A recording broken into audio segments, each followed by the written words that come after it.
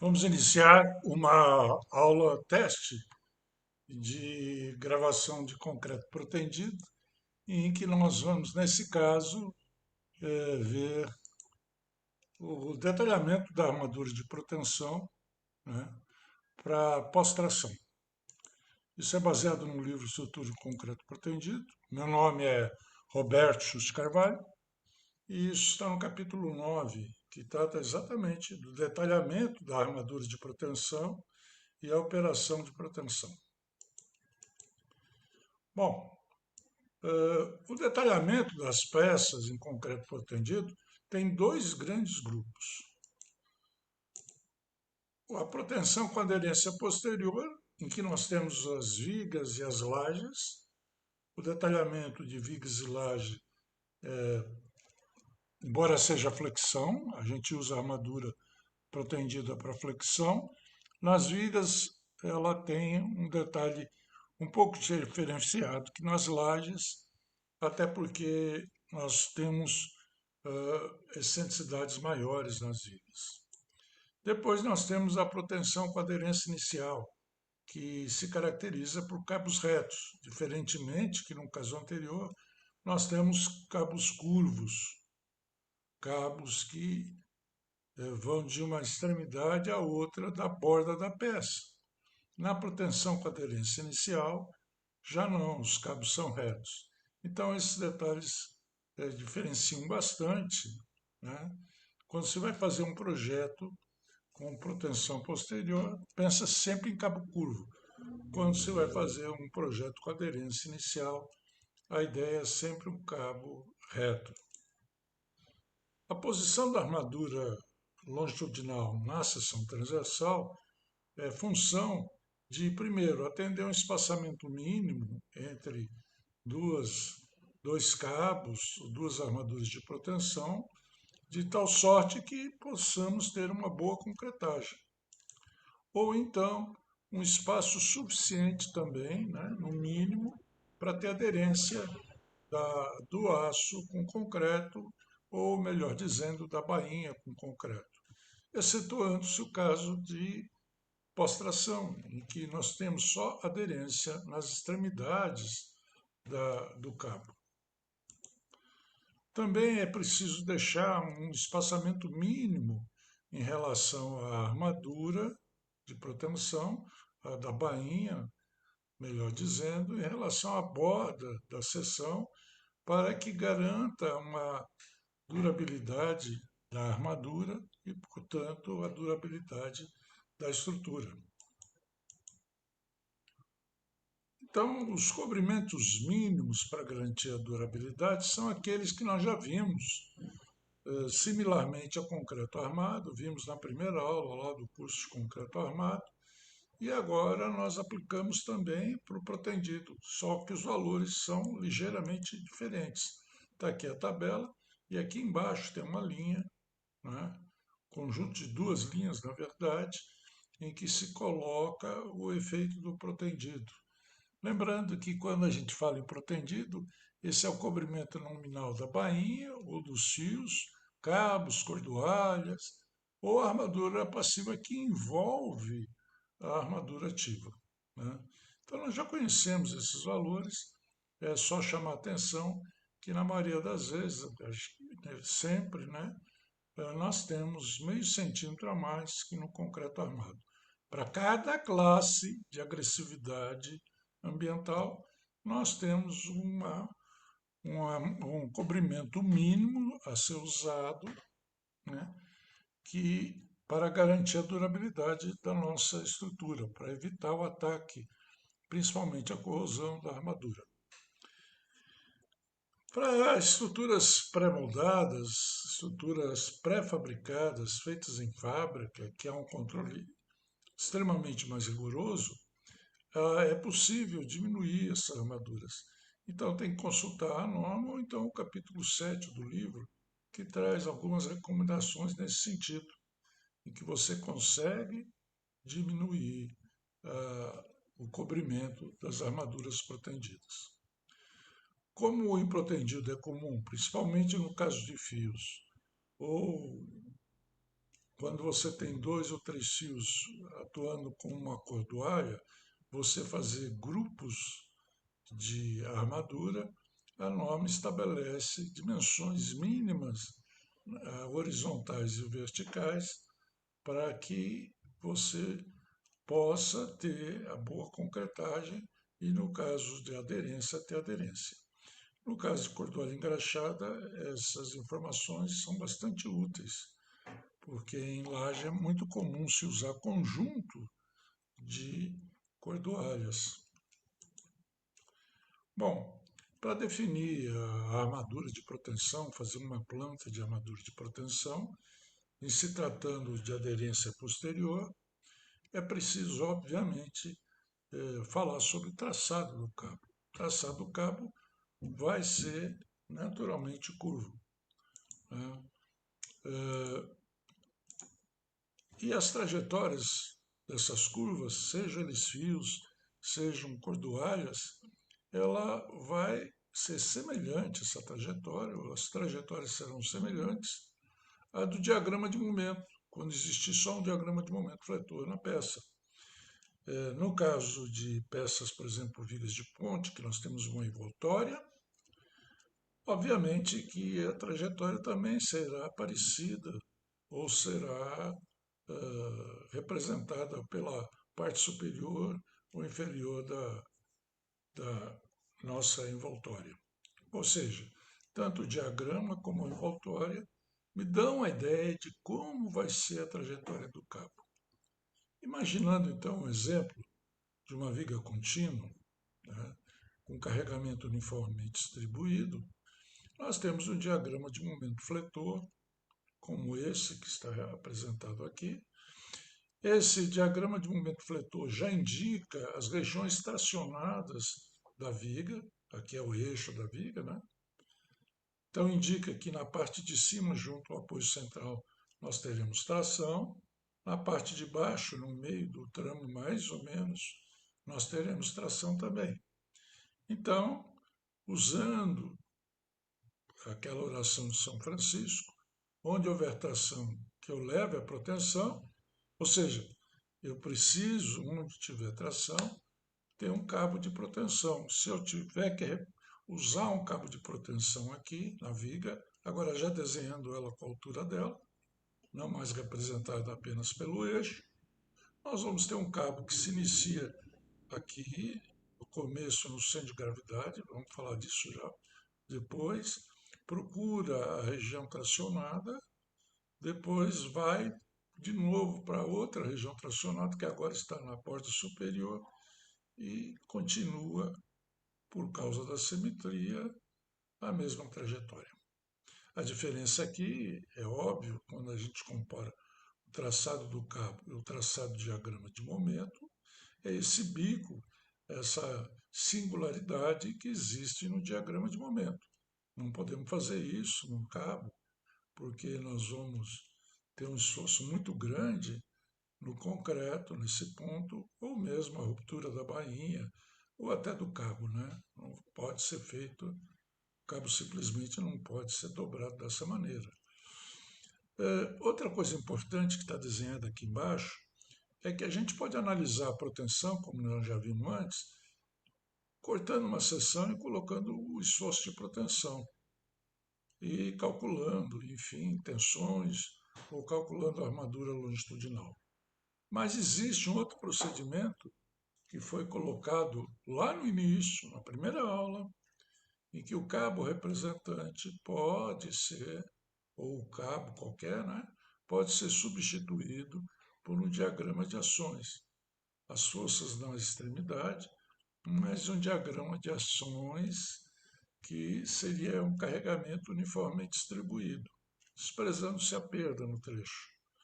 Esse carregamento ficaria dessa forma, tem a dedução lá no capítulo 1, e como pode ser visto aqui, ele está oposto, na maior parte da estrutura, oposto ao carregamento atuante.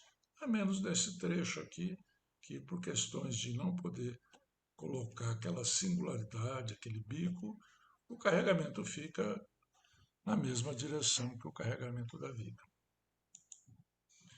Bom, se olharmos aqui com cuidado, né, e pensar um pouco no detalhamento, diferentemente de concreto armado, o protendido, o cabo ou o fio é um elemento contínuo. A gente tenta fazê-lo de uma extremidade à outra, até para ter acesso à extremidade dele, para poder efetuar a proteção. No caso do concreto armado, não. A gente, com aquele diagrama, se tivermos um conjunto de barras aqui no negativo, no momento negativo, nós iremos depois diminuindo esse número de barras na medida que se avança do apoio para a extremidade, na medida que diversas barras não serão mais necessárias em função do decréscimo do momento fletor.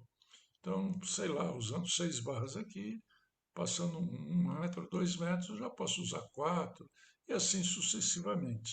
Lembrando que é sempre necessário ancorar os ferros, né? Colocar um comprimento necessário para ancorar esses ferros. No protendido, então, nós vamos, como uma regra para simplificar e melhorar o projeto, o detalhamento, nós vamos considerar o cabo sempre indo de uma extremidade à outra e sempre indo procurando a região tracionada, tá certo?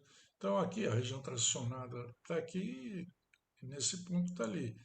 Ou seja, no trecho 1 e no trecho 3, né, o cabo não está fazendo isso, não está procurando a região tracionada. Mas, justamente para ele ir para a região tracionada, ele precisa estar inclinado. E nesse caso, no trecho 1, 3, embora ele não combata o momento fletor, muito o momento fletor, ele combate o cortante, exatamente porque está inclinado, né? Já, obviamente, nas seções de extremidades, como não há momento externo, o ideal é colocar o cabo na saída do centro de gravidade da peça, porque se não há um momento externo, não há por que também fazer um efeito externo de proteção, ou seja, o cabo de proteção fora do CG para causar momento fletor. Então, no trecho 2 e no 4, sim, o cabo está próximo da região tracionada. Bom, os princípios para aderência posterior e sem aderência são parecidos.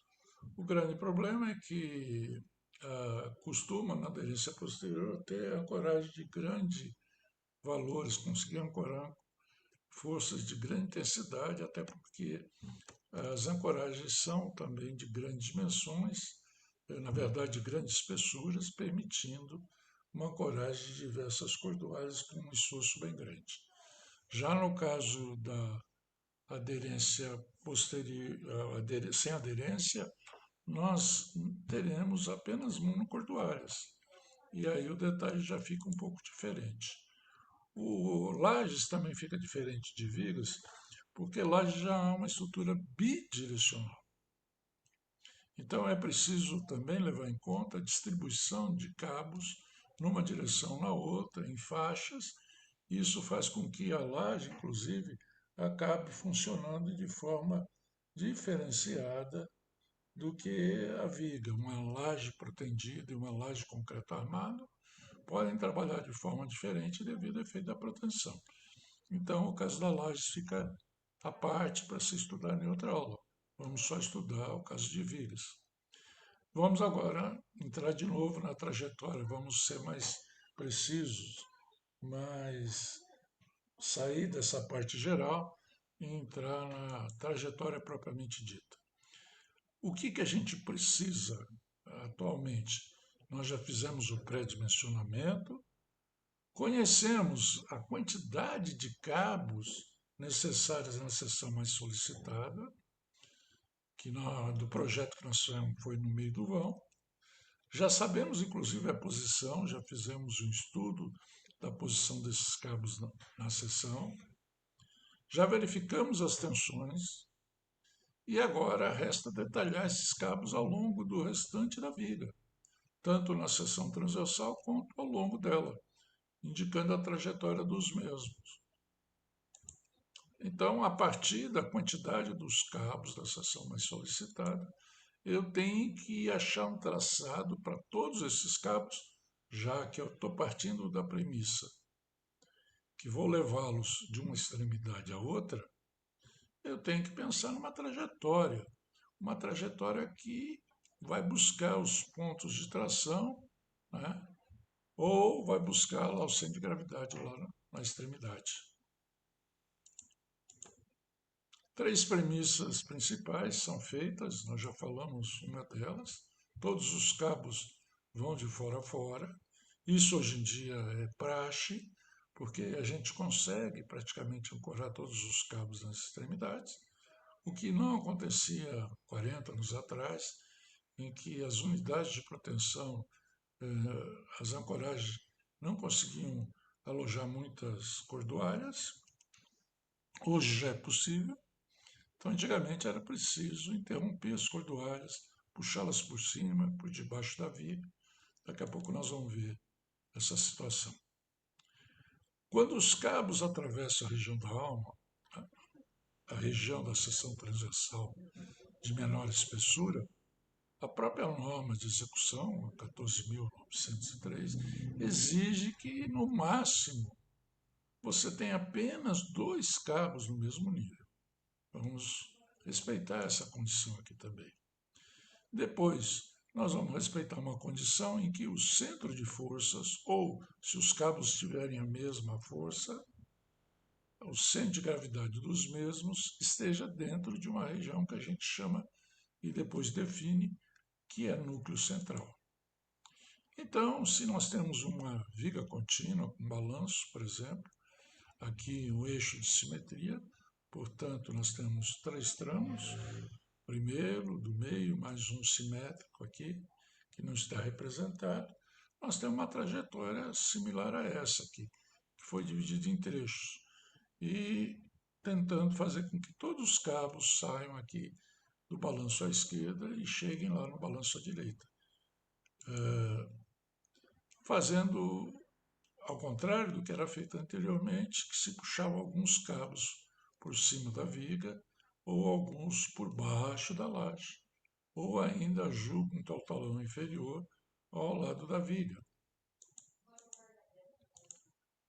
Bom, nesse exemplo fica bem claro que quando o cabo vai aqui da parte do balanço, que tem obviamente tração aqui em cima, para a região daqui, ele tem uma região bem espraiada, e nessa região nós temos a alma da viga. E aqui nessa região, assim como no trecho 4, 2, 4, 6, nós teremos o espraiamento dos cabos com dois cabos por nível.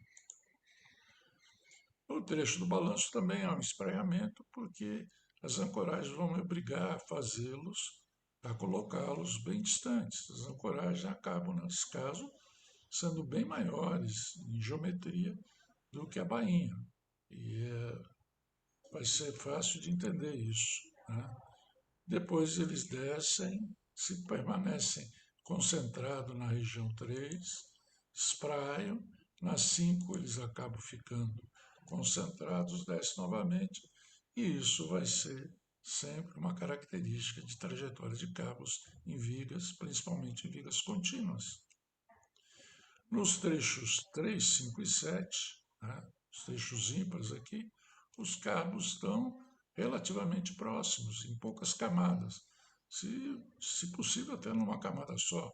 Ou seja, eu quero que os cabos fiquem mais longe do centro de gravidade, que produz um maior efeito de flexão.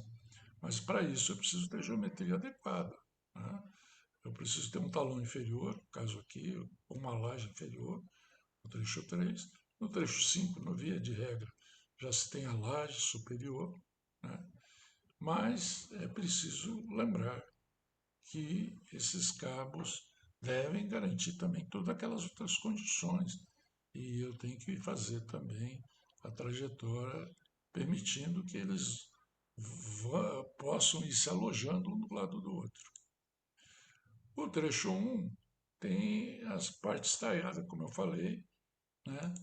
e todos os outros pares também são estaiados. Vamos falar daqueles cabos intermediários. Eles, na verdade, hoje são menos utilizados, porque hoje se faz só projeto de vigas biapoiadas, essa é a grande maioria. Mas se fosse necessário fazer um projeto, antigamente, quando se fazia projeto de uma viga bastante extensa, às vezes era vantajoso sair com esse cabo aqui. Esse é o mais enjoado de todos, saindo pela própria viga por cima, ou saindo por baixo da laje, ou saindo lateralmente a viga, embaixo, junto ao talão, junto à laje inferior. Os detalhes deles, né? Por exemplo, o cabo saindo por cima, depois o cabo saindo da laje. O cabo saindo da laje seria isso daqui. Ó. Nós teríamos uma, uma, uma configuração aqui do concreto que me permite puxar o cabo. Eu tenho então que fazer uma forma aqui, e nós estamos vendo aqui um corte horizontal, né? E nós estamos vendo aqui que o macaco vai se apoiar aqui e puxar o cabo nessa posição aqui, ou naquela se for inferior. É claro que para fazer isso, para fazer essa saliência, é preciso colocar bastante estribo aqui, costurar, porque senão vai haver a ruptura por cisalhamento aqui, nessa região ou nessa. Esses cabos, quando eram feitos antigamente, tinham uma vantagem, embora tenha todo esse detalhamento complicado, eles tinham uma vantagem que, por eles terem menos desvios angulares, menor comprimento, eles têm força, se você considerar aqui no meio do vão, eles têm uma força maior, eles chegam aqui com uma força maior que os demais, 20, 10, 30%. Então, às vezes também isso ajudava o projetista a melhorar o projeto. Mas as dificuldades de execução são maiores do que a vantagem de sócio. Então, hoje, se usa só quando é necessário, fazer uma altura de viga baixa, fazer reforço, enfim, em alguns casos que são exceções. Bom, o que é o feixe limite? Para entender o feixe limite, eu fiz aqui um desenho indicando a região que é o feixe limite. Nós vamos ver que nós temos equações a serem atendidas de tensão, e essas equações, quando eu conheço o número de cabo, conheço os isócios, conheço as características geométricas, a única incógnita aqui para atender as tensões em cada seção são as excentricidades. E, portanto, as excentricidades, ao serem marcadas aqui numa seção, podem me resultar numa região, né? Eu faço isso normalmente em escala, e essa região já me diz onde que deve estar o centro de força do cabo, né? O centro de gravidade, se as forças forem iguais, para que as tensões, as verificações de tração sejam atendidas. Tá? Então, para essa condição do feixe limite, vamos definir que feixe limite, por definição, é a região da seção transversal que o centro de aplicação de forças dos cabos passando por aqui, estamos olhando a seção de lado, é uma elevação, né? O feixe limite é a região segundo a qual eu tenho que passar o centro de força dos cabos, ou todos os cabos. Mas o melhor é entender que é o centro de força dos cabos. Então, vamos fazer um exercício bem simples. Vamos imaginar que eu ainda não aprendi a calcular o feixe limite. Mas vamos imaginar que eu tenha calculado, alguém calculou para mim e falou, ó, o feixe limite obviamente depende da seção e depende dos esforços. O número de cabos também, mas o número de cabos vejo que em cada projeto que eu estou fazendo já está determinado. Foi a aula passada, né? Para dimensionamento de número de cabos. Bom, nessa primeira, eu quero saber aqui, de cá para cada figura, mostrar da seção A, que contém os cabos C1 e C2, são os únicos cabos que existem na seção, com a mesma força, eles têm a mesma força, eles atuam conjuntamente, e qual delas atende às condições de tensões, aquelas tensões que nós temos que verificar, de proteção completa, proteção limitada. As setas aqui do desenho indicam como é que está o feixe limite. Então vamos lá. No caso 1, a seção S, o feixe-limite é essa região daqui. Eu tenho um cabo C1, C2 passando, ambos estão passando dentro do feixe-limite. O centro de força deles está mais ou menos aqui no meio. E, portanto, o centro de força e eles estão dentro do feixe-limite. Resposta: as tensões estão atendidas. Segundo caso, seção S. Podem ver que mudou, estamos calculando outra seção com outros esforços, né? Mudou a posição do feixe-limite. E os cabos, eu estou imaginando que estão com essa trajetória. Podia até ter um cabo desse aqui dentro, mas o importante é que a força está fora, feixe-limite. Então, nessa condição aqui, o traçado não está bom. Teria que ter feito os cabos passando por aqui por dentro, puxado um dos cabos aqui para dentro, enfim, não é o traçado adequado. Nesse caso aqui, no caso 3, aí tem que pensar um pouco. Né?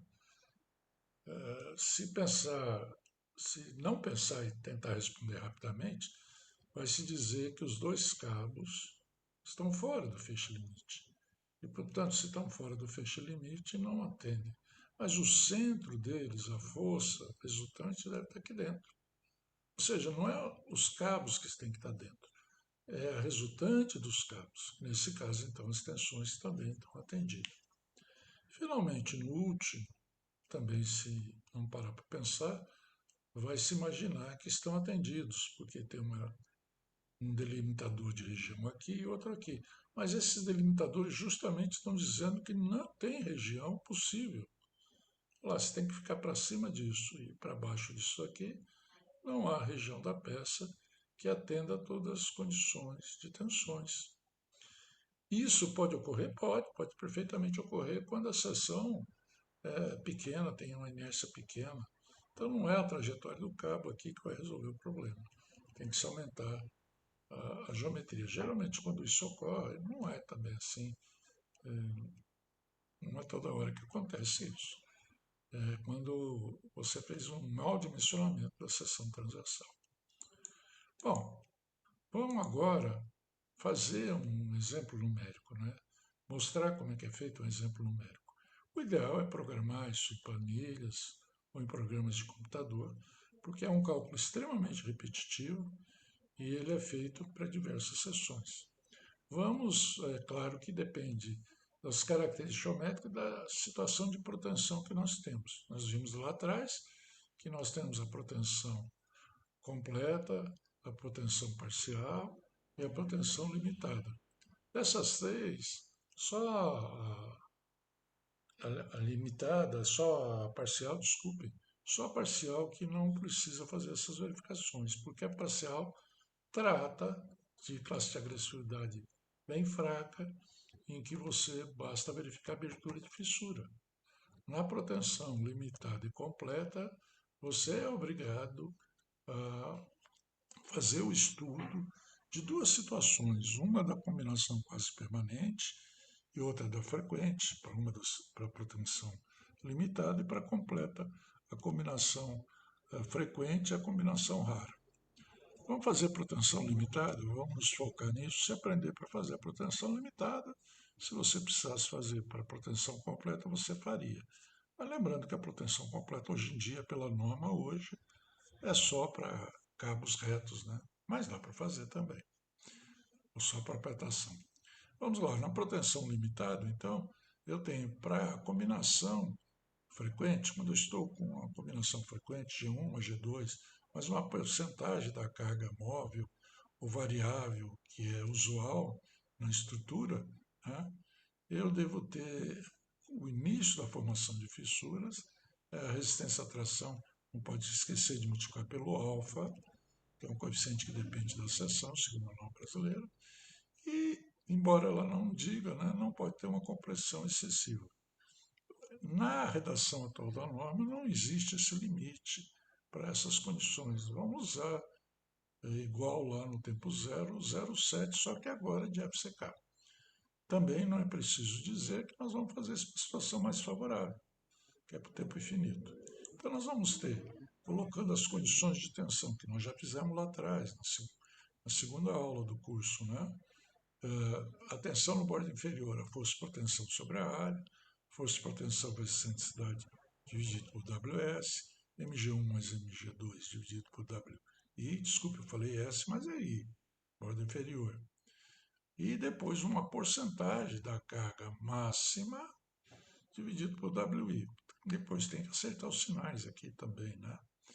E isso eu vou fazer com o momento máximo, mas também devo fazer por momento mínimo. Se a seção não tiver os dois casos, é só por um momento, tá certo?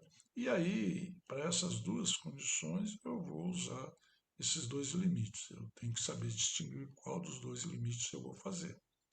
Para efeito de programação, você pode fazer os dois limites para cada verificação, porque no programa às vezes fica difícil distinguir isso. No bordo superior, a mesma coisa. O que muda são os sinais. Aqui está com o mesmo sinal, porque é genérico, né? Mas mudaria os sinais dos momentos e WS. Lembrando que o coeficiente aqui, né, já que eu tenho a combinação frequente, é o coeficiente psi1. Né?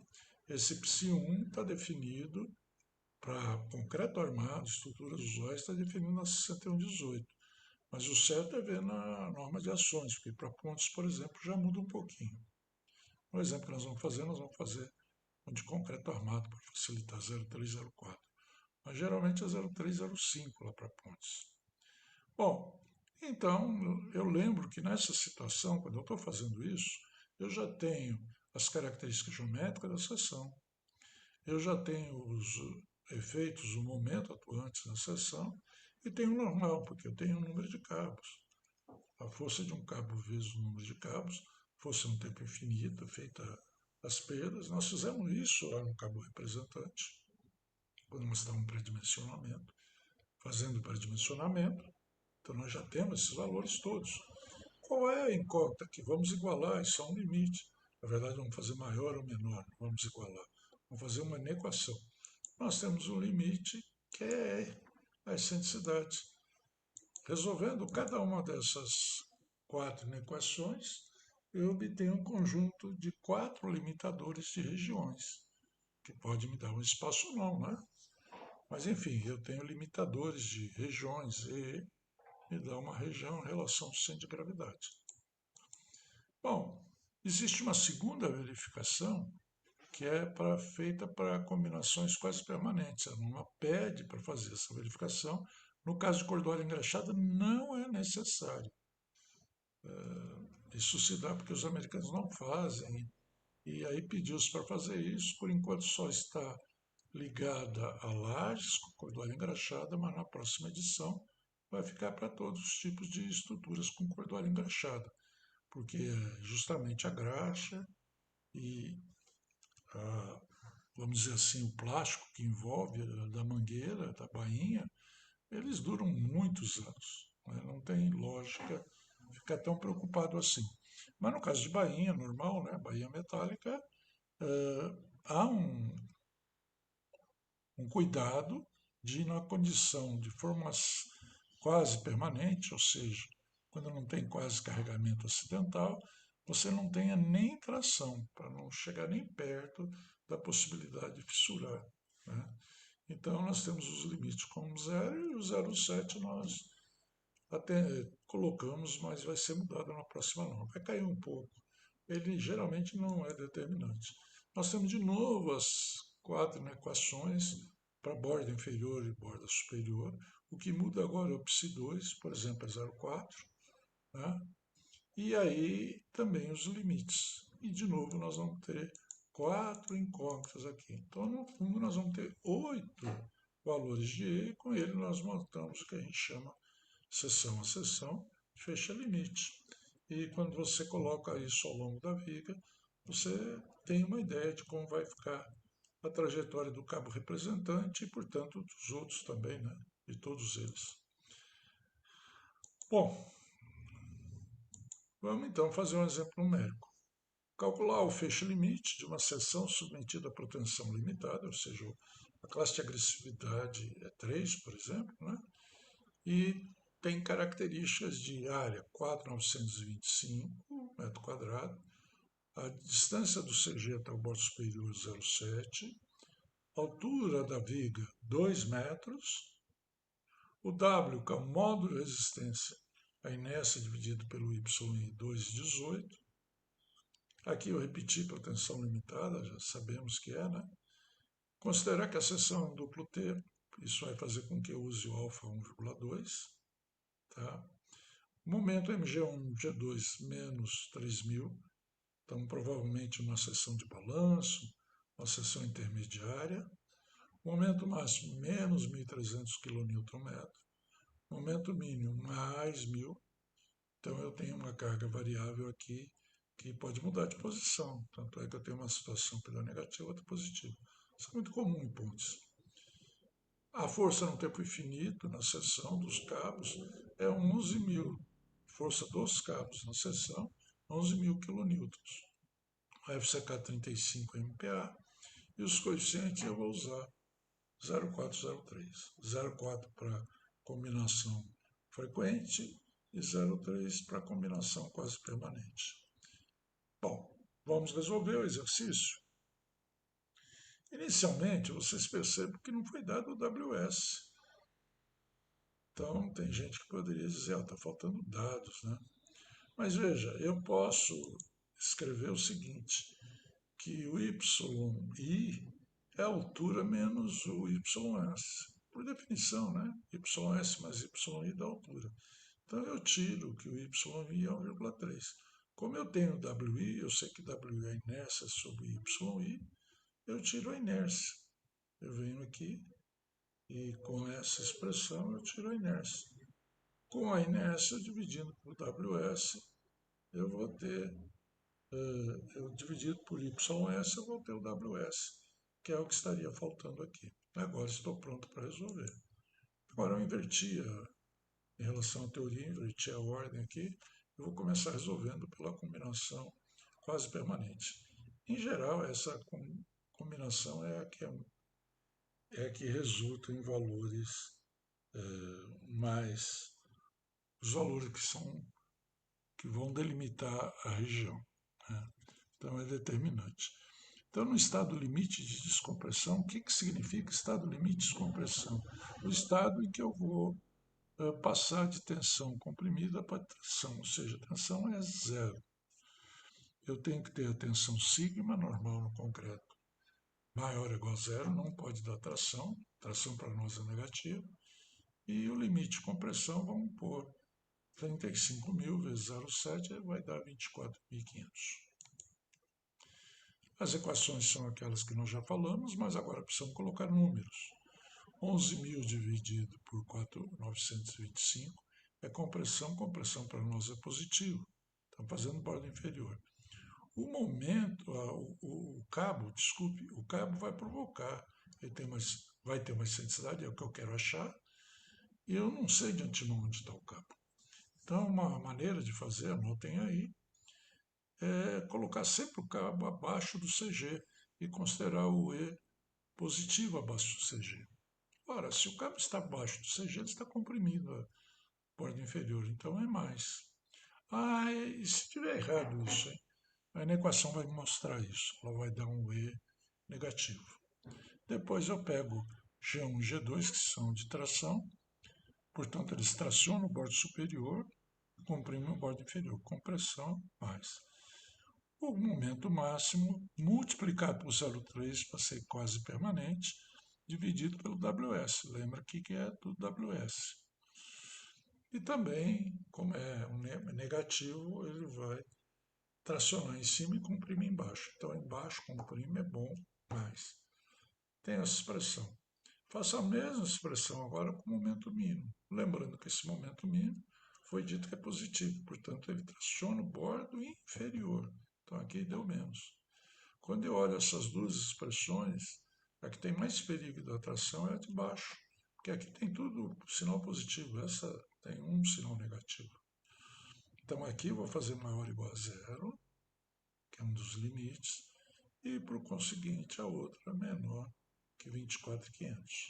Resolvendo essa equação, aqui vai ficar menor que 4,10 e aqui o E vai ficar maior que menos 0,68. Vamos repetir as contas para a borda superior. Então, os valores são os mesmos, o W muda e os sinais dos momentos também mudam, porque eu estou na outra borda. Então, aqui era mais, ficou menos, mais, menos, mais, menos.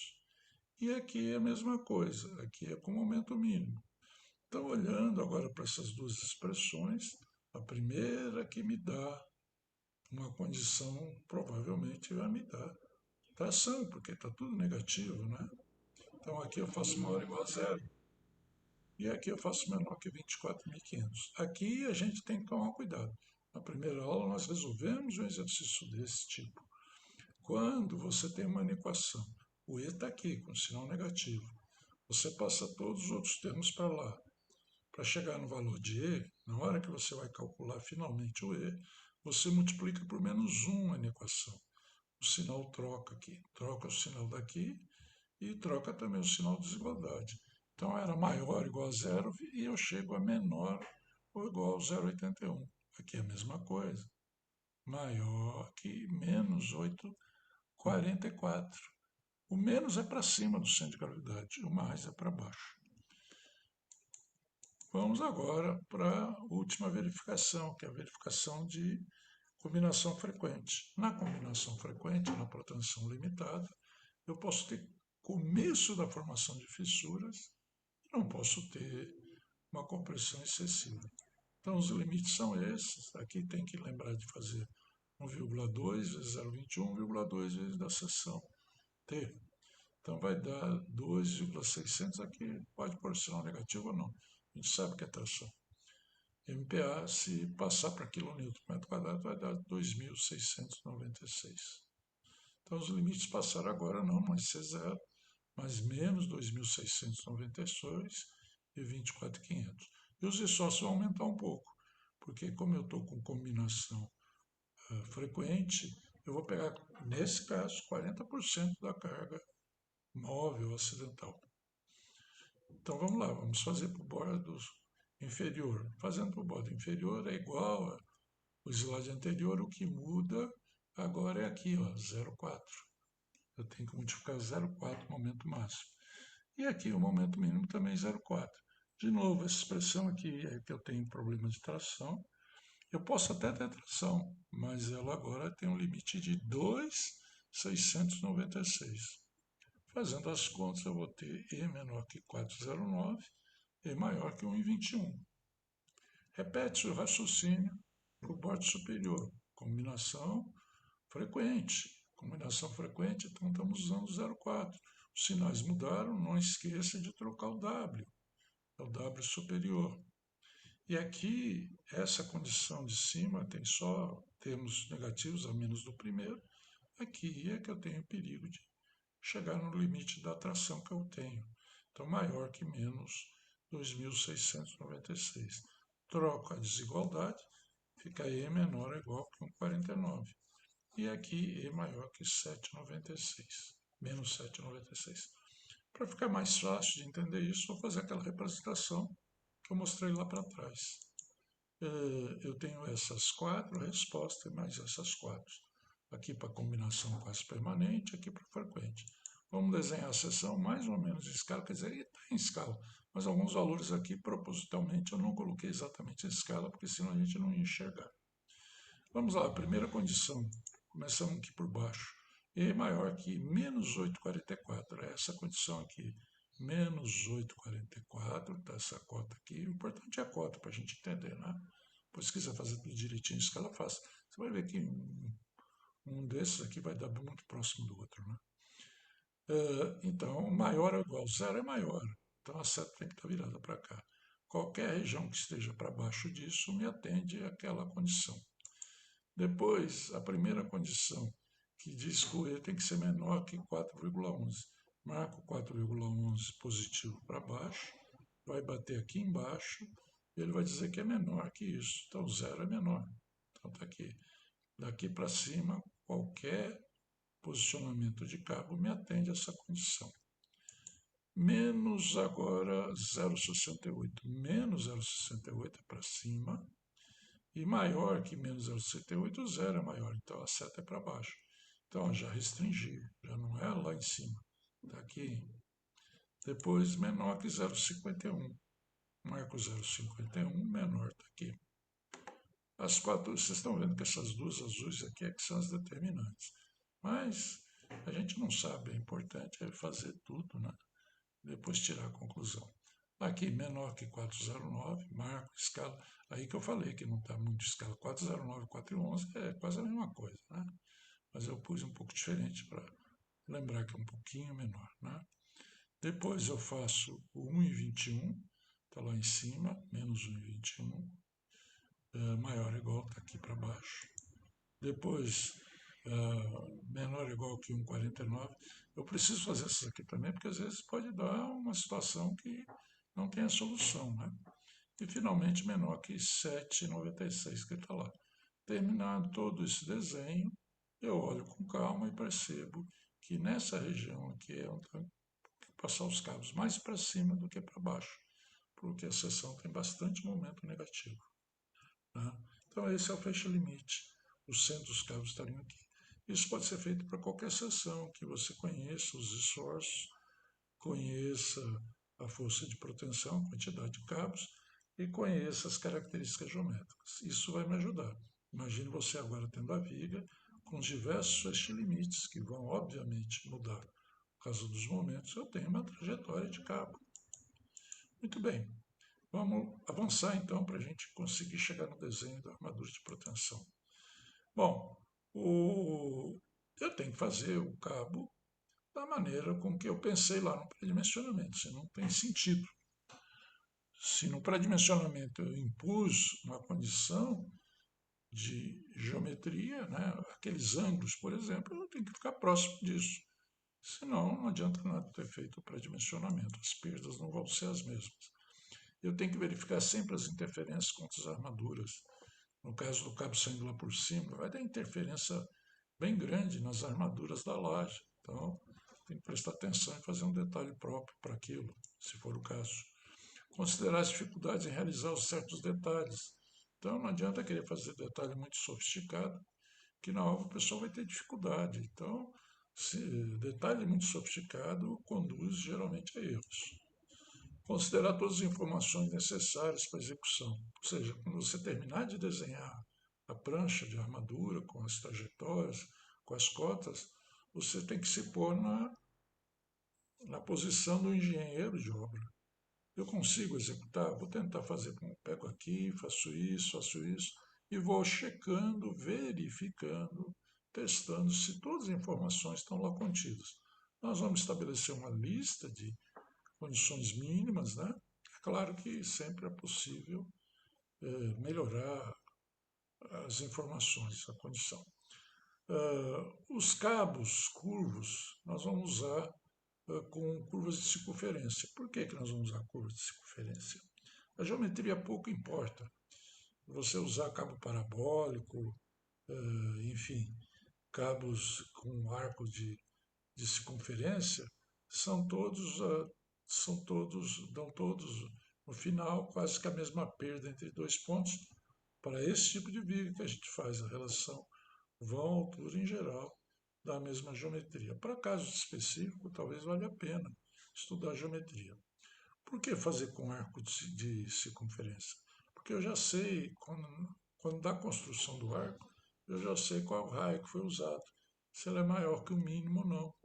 O raio mínimo é um raio estabelecido para que a gente esteja dentro da norma, não tenha problema de bainha estourando e nem concreto esmagando.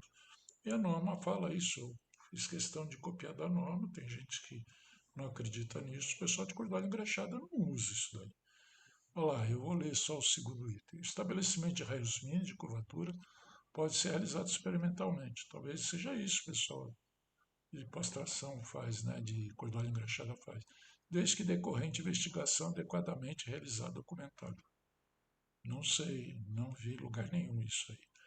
Dispensa justificativas do raio de curvatura quando adotado 4, 8 e 12 metros, no caso de fios, barras e cordoalhas.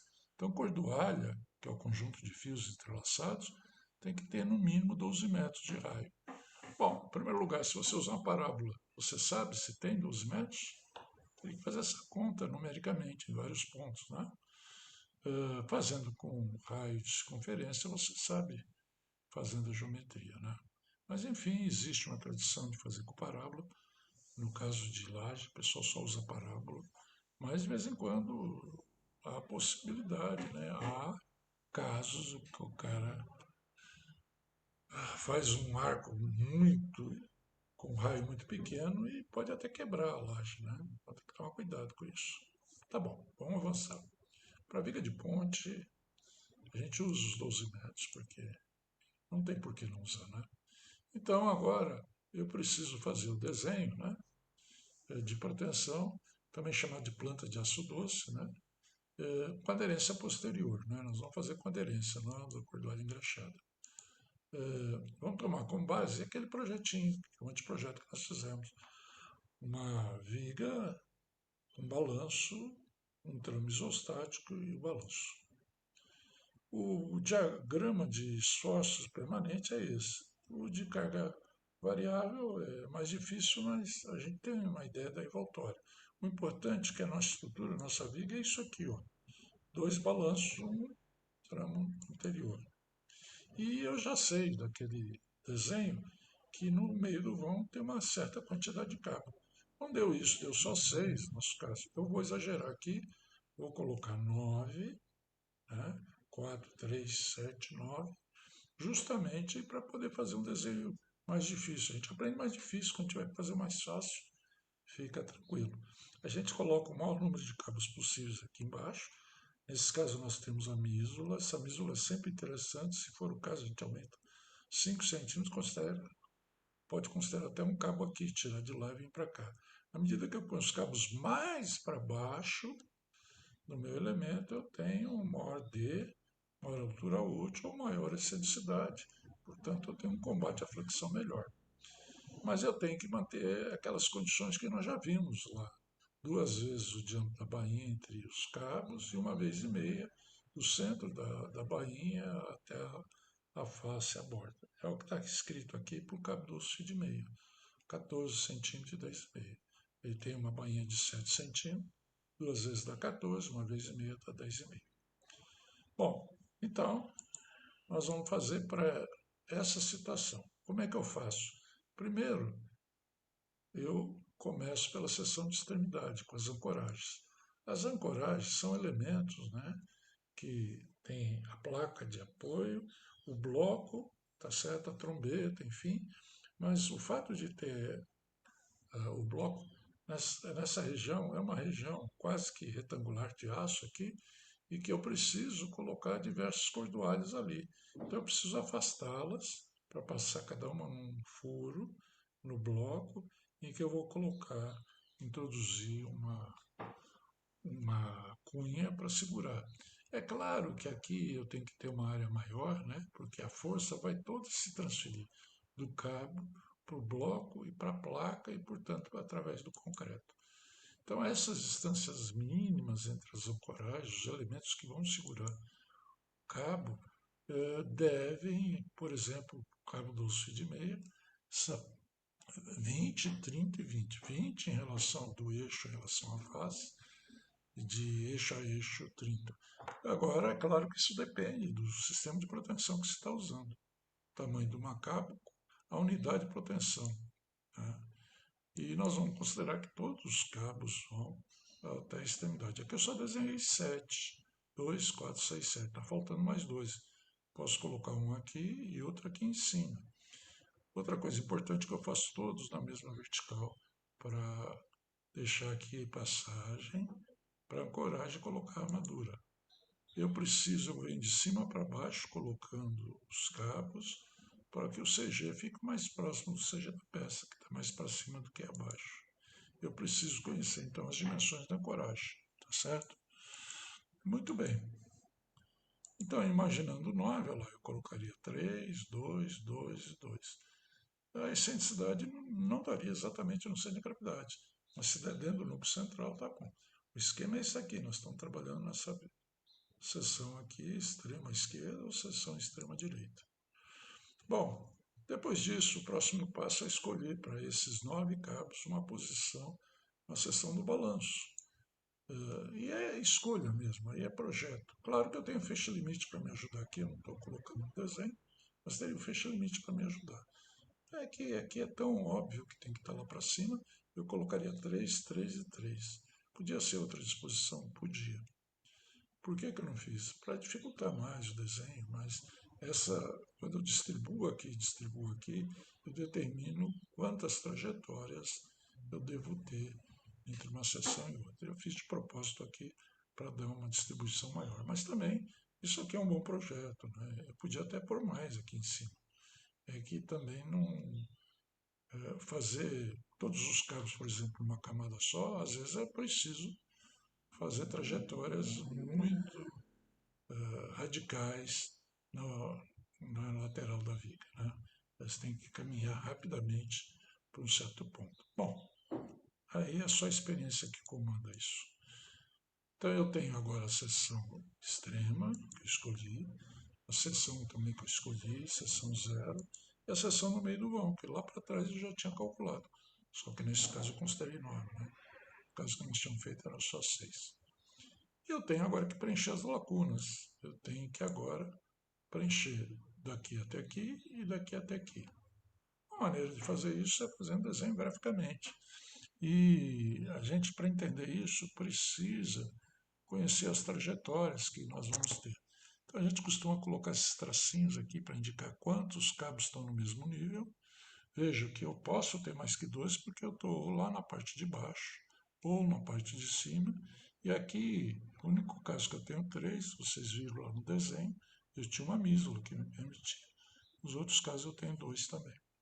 Vamos estudar primeiro essa primeira região. Né? Ah, eu tenho que chegar nisso daqui. Olha lá o fecha-limite. Olha que bonito o fecha-limite. Como o fecha-limite vai me mostrando como é que é a trajetória do cabo. E mostrando, inclusive, o quanto a viga, quanto mais aberto o fecha-limite está, mais fácil vai passar as tensões. Mais fácil você passar com as tensões. Essa viga está com altura grande, então o fecha-limite está dando alto, está dando grande. E se eu diminuísse a altura da viga? Talvez eu conseguisse passar colocando um cabo a mais, ou dois, só que o fecha-limite possivelmente ficaria mais estreito. Então o fecha-limite indica muita coisa, né? Para quem está projetando, sabe projetar. Ajuda bastante. Então eu tenho que chegar nisso aqui. Né? Ver quantas trajetórias tem aqui. Como é que eu sei essas trajetórias? Então vamos lá. Vamos fazer aqui. Eu tenho aqui antes de fazer as trajetórias e depois. Eu vou pensar aqui, ó. Vou pôr aqui um.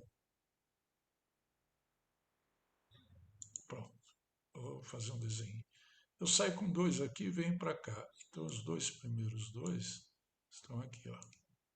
Essa trajetória me participou, fez com que dois cabos chegassem ali. Eu preciso ter três. Então, daqui eu faço mais uma trajetória com o cabo vindo para cá. Aí sobraram, tinha dois aqui, sobrou um. Esse um veio para cá, ó, numa outra trajetória que sobrou. Vai para uma outra trajetória que se emendou com uma trajetória de dois, que são esses dois aqui. Ó. Então, esses dois com esse daqui, deu a terceira trajetória. Vamos fazer de outra cor para ficar mais claro. Ah, por até reto assim. Eu tenho aqui um cabo que tinha sobrado aqui, essa trajetória com dois aqui. Aí me deu esses três aqui, ó. Resultou nesses três aqui, ó. Finalmente sobraram esses três aqui. Esses três não preciso pensar, né? Eles podem trabalhar, eles estão lá em cima, né? Tem aquela mesa. Eu vou usar os três cabos saindo daqui. Os três cabos saindo daqui. Opa.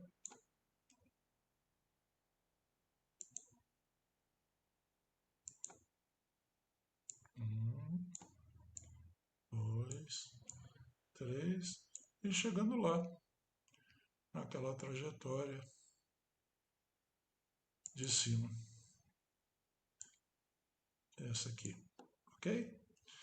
Então, com isso, eu percebi que apesar de ter dois, quatro cabos aqui, eu precisei de uma, duas, três, quatro, cinco, seis trajetórias. Então, eu precisei de seis trajetórias. Deu para entender isso? Vou apagar então.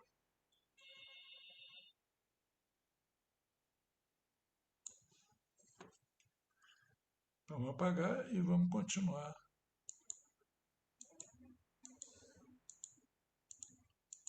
agora no trecho intermediário. O trecho intermediário, eu já desenhei todo ele aqui, para ficar mais fácil. Nós lembramos que nós vamos ter quatro embaixo, três na segunda camada e dois na primeira camada, ok? E vamos trabalhar saindo de uma situação que tem três cabos. Então vamos lá, vamos pensar de novo com a cor azul. Vamos fazer, não, vamos deixar o verde mesmo e vamos fazer a primeira trajetória. Desses três cabos aqui, se eu pudesse, eu desceria os três de uma vez, mas a norma diz que deve ser só dois. E o projeto foi feito dessa forma. A seção tem 35 centímetros, ou seja, 14 mais 10,5 mais 10,5, que é a distância entre dois cabos e a distância entre o cabo e a borda. Então aqui eu só posso descer dois. Eu desço dois. Ficou faltando um cabo desse nível que ele desce aqui. Aí deu três, ainda não deu para completar a primeira camada. Todos os dois vieram e desceram aqui, ó, nessa camada de baixo. Está faltando agora esse cabo que vai sair daqui de cima, de três aqui, ó. Ele vai sair daqui de cima e vai se juntar. Então agora sim nós temos quatro. Nós temos um vermelhinho e três verdes. Um, dois, três verdes. Muito bem. Só que nessa camada aqui que eu tinha feito três cabos, três cabos aqui, eu tinha descido com um. Agora eu vou descer com dois. Desço com dois aqui, ó. Esses cabos vêm descendo e vão para o segundo nível.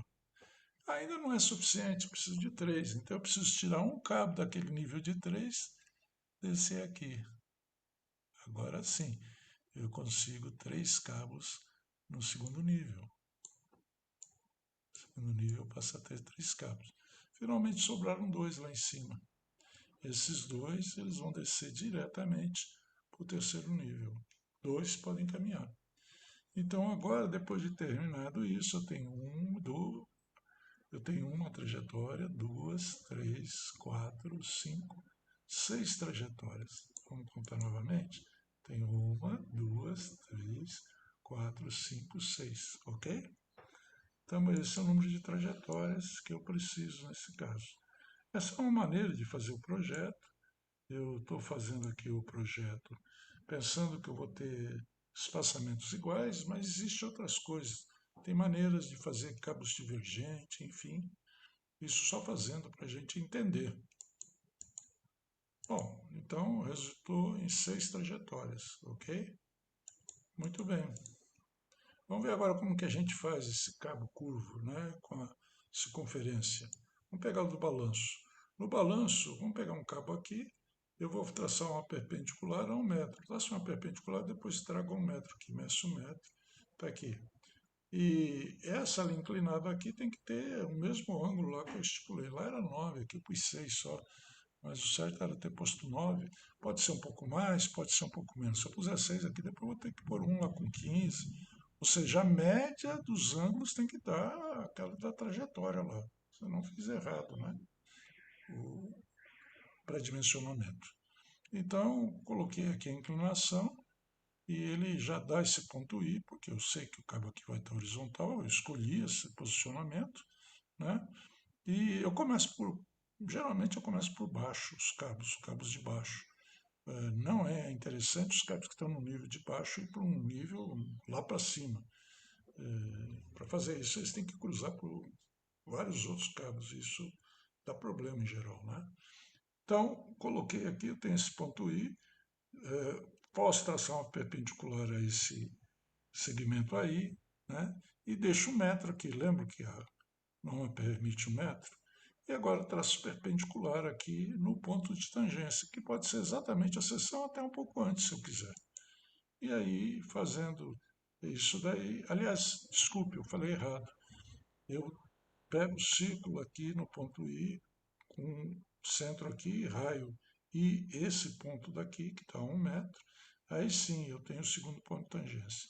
Aí eu traço a perpendicular para esse segundo ponto de tangência e tenho o ponto de encontro dos dois elementos que são o raio, né? O raio R1. Esse raio tem que ser maior que 12 metros. Eu já confiro aqui. Se não tiver bom, eu tenho que mudar. Mudo o ângulo, mudo os pontos. O ângulo sempre eu mudo assim. Ó. Se eu trouxer ele mais para cá, eu tenho, obviamente, um raio maior. Eu preciso olhar lá a geometria para melhorar o raio, se o raio não estiver passando. Aqui no centro não é muito fácil conseguir fazer isso daí, não. Bom, consegui chegar aqui, tem o centro, agora é só traçar com uma circunferência com centro aqui e raio até T1, por exemplo. Então vamos fazer isso, traçando, está ali. E agora é apagar todas as linhas construtivas e deixar lá o cabo. Como é que eles vão executar isso? O ideal é pôr mais uma seção, ou duas que sejam aqui, referendar lá um desenho de forma e dar as cotas verticais. Aí, com as cotas verticais e as distâncias horizontais, o traçado do cabo sai exatamente como nós fizemos aqui graficamente. Fizemos isso para um cabo. E os outros? Similarmente, vai fazendo isso. Nós tínhamos 6 trajetórias, então vamos fazer 6 vezes isso. Né? E aí vamos ter aquela trajetória lá. Ok? Vamos ver agora nesse ponto aqui, nessa região. Nessa região, eu já vi que eu preciso também de 6, né? Eu preciso de 6 trajetórias. Mas aí eu imponho algumas condições. Por exemplo, o ângulo tem que ser o mesmo que eu usei lá, né? A inclinação. Fazer um feixe, eu vou fazer um feixe de retas paralelas de 18 graus e com espaçamento entre elas de 14, porque eu sei se tangenciar aqui, tangenciar ali, depois fizer para o outro cabo, eu vou ter no meio ali a distância mínima é 14 que eu preciso. Pode fazer de outro jeito? Pode. Tem jeito divergente de fazer, com feixe divergente. Então, isso aí só fazendo para ver. Esse jeito é mais simples. Quando começa, onde eu começo a traçá-los, também é difícil. Se você começar muito para cá, essa primeira curva aqui fica bem apertada. Se você traçar muito para lá, o último cabo aqui, a parte de cima, começa a sair bem do feixe limite. Um cabo saindo não tem problema. O problema é se começar a sair dois, três, né? Aí pode ter a chance de o centro sair fora. Então você vai ter problema aqui na primeira curva ou na última. Enfim, você tem que ir brincando para até achar a solução correta. Vamos imaginar que eu coloquei nessa situação. Desenhar com programa de computador é fácil, porque você faz isso facilmente. Antigamente a gente fazia lápis. Desenhava nanquim atrás, as seções todas, né? E na frente desenhava lápis e ia apagando na medida necessária. Bom, o espaçamento eu já falei, deixei 14 centímetros. Com isso, eu vou lembrar também que só posso descer 2 cabos, mas eu já fiz um número de trajetória para isso, é só lembrar de repetir o que eu tinha feito lá. Essa inclinação, então, aqui está 9, está errada, é 18, né? Nós já fizemos. Então, nós temos que chegar em algo desse tipo, uma trajetória com uma concavidade assim e outra assim. Um ponto só aqui, não podia deixar um trecho de reta? Posso, também uma variação de projeto. Se isso vai ficar melhor, vai ficar pior, depende muito do projeto e do projetista. Então vamos ver como que a gente vai fazer o primeiro trecho. Vamos imaginar que esse é o nível mais baixo, né? E esse é o nível também mais baixo, como eu falei. Vou do nível mais baixo para o nível mais baixo. Aqui a distância está pouco, mas só para a gente raciocinar. O cabo já vem vindo aqui, tangenciou aqui. Se tangenciou aqui, quando eu pus os 18, se eu pus aqui, eu tenho aquele ponto I de inflexão que está aqui. Portanto, aquele conjunto de retas inclinadas ele vai me determinar esse ponto aqui, o primeiro ponto. Se eu trago mais para cá, o ponto mais para lá, eu posso fazer uma curva mais aberta. Bom, achei esse ponto aqui. Concentro nesse ponto. Achei essa reta A aqui, né? Essa reta A já tinha sido desenhada. Achei esse ponto aqui, P, chamei de P agora. Com o centro em P e a tangência aqui, vamos imaginar, elas são zero. Também posso fazer um pouco depois. Não tem vantagem fazer depois. Traço o círculo. E aí vou determinar o outro ponto de tangência, que eu chamei de I agora aqui. Tá certo? Achei esse ponto aqui. Agora, o próximo passo eu já vou falar e depois vai aparecer no slide. Vou traçar uma perpendicular por aqui, outra perpendicular por aqui, nos pontos de tangência. Vou ter o ponto de encontro, o centro do raio da circunferência que vai me trazer essa primeira concavidade. Então vamos fazer isso. Trazer primeiro uma perpendicular K, fazendo como no AutoCAD, né? Aí levo o K para aquele ponto, aí está aqui. E esse aqui já é direto, né? É só traçar uma vertical aqui. Achei o A1. Aí tem o raio de curvatura, né? O raio da circunferência, que tem que ser maior que 12. Se for maior que 12, esses raios são grandes. Não dá para fazer isso na obra. Pensar que você vai pegar um ponto lá, vai amarrar uma corda e fazer. Esquece. Mesmo para desenhar no papel é complicado, não dá para fazer com compasso também. Não tinha gabaritos de plástico que a gente fazia, que era usado para traçado de curvas de estrada, né? Mas agora com CAD você faz. Vocês vão ver que esse ponto aqui sai fora da tela muitas vezes, né? Você tem que dar zoom, tem que usar todos os procedimentos necessários. Bom, o raio é maior que o mínimo, agora é só traçado. Com centro em A1 e raio em T1, por exemplo, eu traço o trecho curvo. Está lá o trecho curvo. Na verdade, eu tracei toda a circunferência, né? E agora eu apago aquilo que não é necessário. E tem o trecho que eu precisava realmente. E do outro lado, a mesma coisa, só que uma tangente está aqui, a outra tangente, aí eu vou fazer um círculo aqui e vou achar outro ponto de tangência. Então, vamos mostrar. Olha lá, eu fiz o círculo aqui, achei outro ponto de tangência, tracei já as duas perpendiculares, tracei a parte de circunferência, tem o raio R2, e aí tem o cabo traçado aqui. É só limpar que eu tenho o cabo final. Ok? Pronto. Para isso nós vamos fazer de novo, né? 6 vezes, né? Só que 6 vezes 2, 12 vezes. Mas é um traçado bastante rápido, né? E aqui ficou só um ponto, né? Por isso que alguns preferem deixar um trecho. Voltando aqui, ó, eu não preciso fazer nesse ponto 1. Se eu tiver espaço, posso fazer o outro ponto de tangência mais para cá. Mas isso aí é detalhe de projeto. E aí vou chegar nisso que está aqui, ó. Olha como é bonito, né? É difícil tirar. No CAD sai, fica muito bonito, o desenho fica impecável, mas na hora que a gente puxa para o Word, para qualquer outro arquivo, começa a dar uns problemazinhos, né? Você tem que bater regena.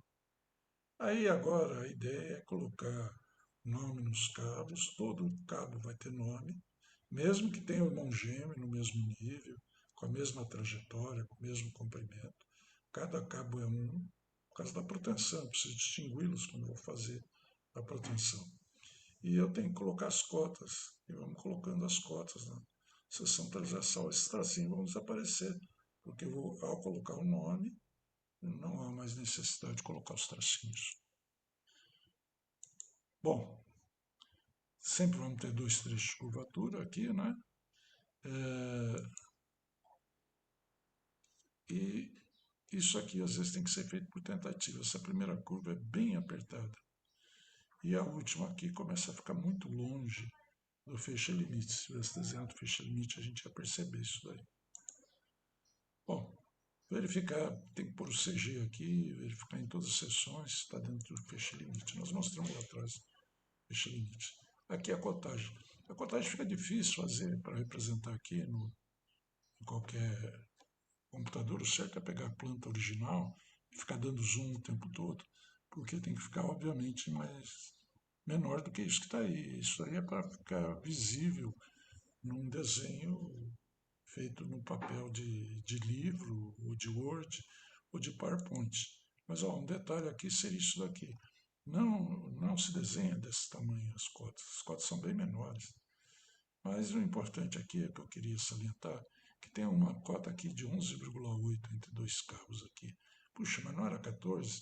É que esses dois cabos, na verdade, esses cabos aqui, esse e esse aqui, essa linha de cabos, eles não estão, esses cabos não estão no mesmo nível horizontal. Eles estão afastados. De centro a centro tem 14 ou mais. Mas é preciso, então, ter a seção transversal. Senão você não consegue enxergar isso daí. E quem faz o projeto, que ainda não fez a seção transversal, vai ter que enxergar. Na hora que dois cabos se desprendem de um ou um se desprende de dois, como nós tínhamos várias vezes aqui, é preciso que um cabo ande de lado. E essa movimentação lateral não pode ser exagerada. Então eu vou pôr as cotas verticais, vou pôr o nome dos cabos, aí acabei não colocando. Na seção transversal eu coloco e vou fazendo as seções transversais. Nomeando os cabos também aqui ficou bem ruim, não é assim na planta original. É por causa do fator escala aqui, né? Mas vocês estão vendo, olha lá, o cabo C1, C2, C3, C4, C5, C6, C7. Olha lá, o C7 está para baixo do C8. Pode parecer isso aqui estranho, né? Mas é que provavelmente nessa sessão nós começamos a numerar lá do meio do ano. O fato é que, uma vez numerada uma sessão e traçado o desenho, as outras sessões a numeração decorre de. Não pode ficar numerando de qualquer jeito. Você tem que perceber o que os cabos estão fazendo. Eles saíram aqui, vieram para cá. Aqui sim, C7, C8, C9. Olha lá, o C8 e C9 eles saíram para o lado. Como eles vieram, saíram daqui, eles saíram do lado para ficar no mesmo nível do C7. É essa informação que está ali, que se tiver uma seção intermediária deveria apresentar. Na seção 1, olha lá, os cabos começam a se soltar, né? Aqui tinha 3, fica 2 aqui, um aqui. Aqui fica um aqui, 2 aqui. E se você representar, pegar essa cota aqui vertical, pode ser que seja menor que 14, mas a distância de centro a centro está maior que 14. Então é preciso ter esse desenho. Não é fácil entender esse desenho. Esse é um projeto relativamente simples. O balanço sucessivo tem 90 cabos, é enjoado você fazer, embora muitos dos cabos fiquem só em alguns trechos, mas é muito difícil ficar imaginando. Pontes hiperestáticas também. E mesmo pontes de um vão livre tem que tomar muito cuidado para não dar excentricidade. Uma ponte pré-moldada, ela só tem um pedaço aqui da aba e outro pedaço aqui do talão. Então, se você tiver momentos segundo o eixo vertical, e vai ter que ter, não tem jeito, porque os cabos são puxados um por vez, vai ter que em algum momento ter, mas tem que ser pequeno. A excentricidade tem que ser pequena e logo compensado por um simétrico a ele, né? Senão você vai ter a flamagem lateral do elemento. Então, aí todas as seções detalhadas. E aqui está tudo bonitinho, até que ficou bonitinho, C1, C2, C3, C4, C5, C6, né? Enfim, ficou ordenado até com uma forma bem simples, mas é preciso lembrar que o C8 e C9 estavam lá em cima e vieram aqui para baixo, na minha trajetória. Alguém podia pensar numa trajetória diferente. Enfim, eu podia ter corrido com o C7 para lá, né? Não é tão simples assim. Mas está aí o desenho, obviamente. Vai ter que ter elevação com os cabos, cotas verticais. As cotas são repetidas aqui. As horizontais também são colocadas, né? Como vocês estão vendo aqui. Aqui não está aparecendo. Ah, está aparecendo aqui. Aqui ficou faltando. E aqui foi colocado. Só aqui ficou faltando. Acho que eu cortei na hora que eu puxei aqui. Eu cortei. Muito bem, então nós vamos numa planta aqui que a gente tem que ter a elevação e as seções transversais. Nós já vimos que sem isso nós não temos a trajetória do cabo. Depois nós temos que ter os detalhes das ancoragens. como é que fica aquela reentrância. Nós vamos explicar mais isso na aula que vem, né? Mas o cabo não pode se apoiar numa superfície vertical. Se o cabo sai com um ângulo de 6, de 9, ele tem que se apresentar com um inclinado de 9 graus, mas apoiado numa superfície que é perpendicular a ele. Então, vai ter que fazer uma reentrância nas extremidades. Eu tenho que fazer o detalhe da ancoragem viva e da morta. Se ela é morta com laço ou não, isso nós vamos ver depois também. A armadura de fretagem é uma armadura que é colocada posteriormente, logo próximo ao cabo, para evitar o fendilhamento do concreto. O esforço é muito grande ali de compressão. Essa armadura tem até maneira de calcular, e algumas já são padronizadas, as que vão atrás do próprio cabo, pois o conjunto de cabo me produz uma outra armadura que é necessário colocar. Os respiros que vão ser, nós vamos ver na aula que vem, são tubos que a gente coloca na bainha quando a bainha, por exemplo, é de um cabo com ancoragem morta. Uma extremidade está totalmente tampada, então você vai injetando nada por um lado, do outro lado não vai sair se não tiver esse tubinho ligado à bainha saindo por cima ou por baixo que seja. Geral, é melhor fazendo sair por cima porque aí tira todo o ar. Né? Depois a legenda, obviamente, para saber que viga que se trata, quais vigas que são, que projeto. O aço de proteção, com a sigla dele, com a nomeação dele. O sistema de proteção. O aço de proteção a gente já pode pôr também a tensão inicial, vai aparecer aqui, acho que de novo. O sistema de proteção tem que pôr o tipo, porque não pode privilegiar um fabricante. Você pode mudar depois se quiser. Né? A unidade de proteção, por exemplo, cabo 12 fio de meia, com a área dela, o peso do cabo, tá? As características da bainha, diâmetro, interno e externo, a tensão inicial de proteção, então aqui, ó, não precisava pôr aqui, já que a gente põe aqui, né? É melhor colocar as duas coisas. Né? O plano de proteção, que nós já falamos, não falamos ainda não. O plano de proteção é a sequência de como os cabos vão ser puxados e o alongamento teórico deles. Você pode calcular, nós vamos ver na próxima aula, quanto que o cabo vai sair fora da viga. E isso vai me permitir conferir se a proteção foi adequada. Depois a lista de aço, que é fundamental para se cortar as cordoalhas. Elas chegam a vir em rolos de 1000 metros, né? E você precisa cortar com o comprimento que você precisa. Então tem que ter essa lista para você encomendar, depois cortar. E a quantidade de ancoragem. Já foi detalhada lá, mas tem que ter também a listagem para você comprar. Então aqui está um desenho, não fica bom porque, como eu falei, quando importa, dependendo do tamanho que importa, não faz o regime certo. Né? Aqui os detalhes das ancoragens, olha. Tá vendo? Se eu puxar o cabo por cima, para ele ficar perpendicular, esse ângulo aqui, por exemplo, é em torno de 26 graus. Por cima da viga, para pôr um macaco aqui, e ele se apoiar numa superfície normal a ele, eu vou ter que fazer uma reentrância, vou ter que fazer uma forma aqui de madeira, com esses dados aqui, que depende, obviamente, da dimensão do macaco. Nós vamos falar isso mais para frente. Aqui para uma extremidade. Então, alguns detalhes aqui de catálogo. Né? Mais outro, olha aqui como o macaco tem que entrar perpendicular. Aqui o detalhe de acabamento, depois vamos falar aula que vem também. Aqui um detalhe da fretagem. Aqui você vem com a bainha, depois você tem um aumento da bainha para que as cordoalhas saiam. Olha só como que é o sistema. Bainha, esse aumento da bainha que a gente chama de trombeta, uma placa de aço que fica aqui, geralmente concretada junto com o concreto. Depois vem um bloco com furos troncocônicos e a cordoalha que passa. E o macaco pega aqui, claro que esse cabo ele foi cortado já, ele tinha um comprimento maior. E aqui as dimensões de como que ele fica dentro da bainha e da trombeta, tá certo? E mais algumas dimensões. Ancoragem em laço. Ancoragem em laço é quando você tem a possibilidade, por exemplo, de há a possibilidade de fazer uma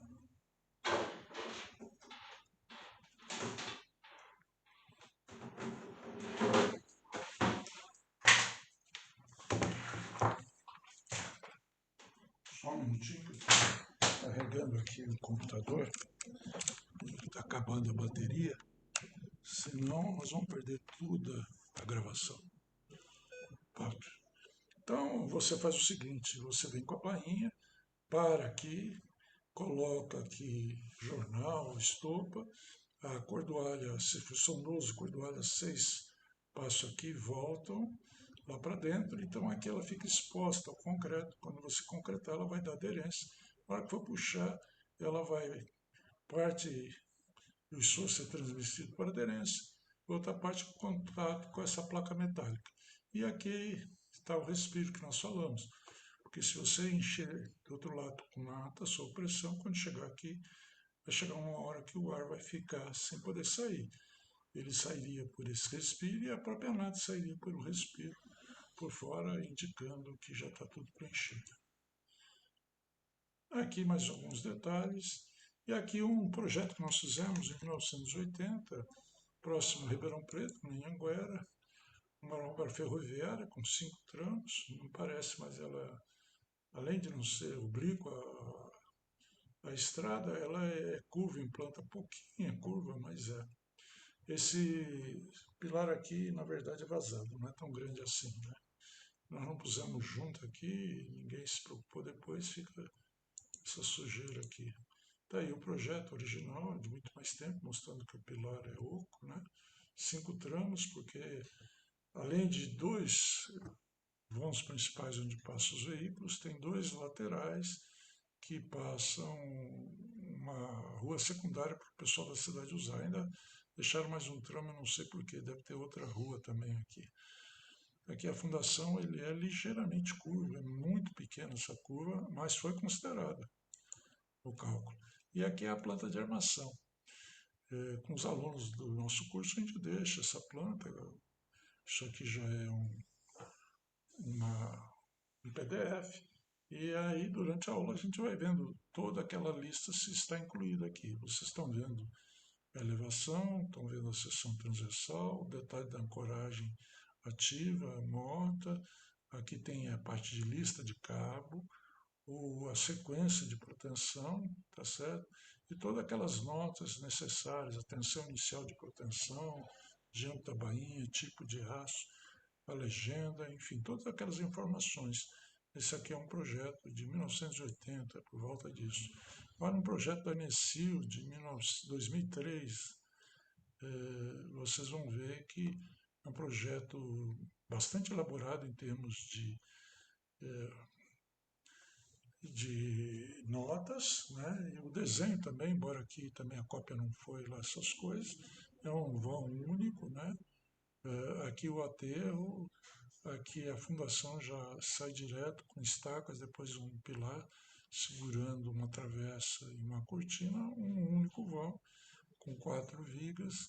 A laje é feita com placas pré-moldadas de concreto e obviamente é um projeto bem mais simples daquele que nós desenvolvemos os cabos. Olha só como que os cabos são. Parece até retos, mas eles são parabólicos. Eles, em vez de colocarem as cotas aqui, eles fizeram um sistema cartesiano de cota. Só atrapalha um pouquinho, né? Precisa ter um funcionário um pouquinho melhor lá na obra. Mas é possível fazer isso. Alguns detalhes aqui, um furo na alma da viga para passar pino para levantar, os detalhes da ancoragem, todas as notas aqui, a listagem dos cabos, os comprimentos, a sequência, né? E o número de cabos aqui é bem menor, 4 cabos apenas, né? São 4 cabos, 4 cabos. É um número bem pequeno de cabos. Então tá aí, esse é o objetivo dessa aula, chegar nessa prancha ou na outra, né? Ou numa mais sofisticada, mas de tal maneira que a pessoa que receba essa prancha consiga fazer essas vigas aqui. Terminamos a aula aqui. Podemos sair.